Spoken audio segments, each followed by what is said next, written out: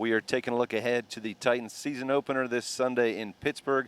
It's going to be a tough place to play. The Steelers have won 10 straight home openers. Do the Titans have a chance to go in there and pull off the upset? Here is Jim Wyatt with 3 keys to what the Titans need to do in order to pull off a win in Pittsburgh this weekend.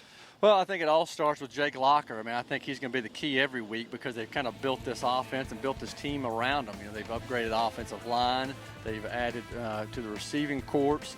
Got a good tight end in Delaney Walker. Running game's better. So Locker has got to settle down and he's got to play well. These past 2 season openers have been a disaster under Mike Munchak, and certainly not the first one wasn't on Jake Locker in Jacksonville. But last year in his first start against the Patriots, they lost 34-13. So Locker has got to play well.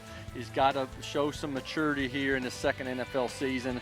He's got to distribute the ball to his playmakers. Just can't put the team in bad mistakes by making a bunch of turnovers. So Locker's a big key, and it brings me to key number 2 is the running game, and that will obviously help Jake Locker. You know, the Titans brought Sean Green in here. They've got Chris Johnson, and now Green should be one of the top running back combinations in the league. And if these guys can run the football, control drives, keep the team in third and short situations instead of 3rd and 8, 3rd and 9s that put Locker in a tough spot, then they ought to be able to have some success on the offensive side of the football. And the third key is the defense. And I'm not going to name just specific area of the defense because this defense across the board has a lot to prove. This team gave up 471 points last year. It was a franchise record.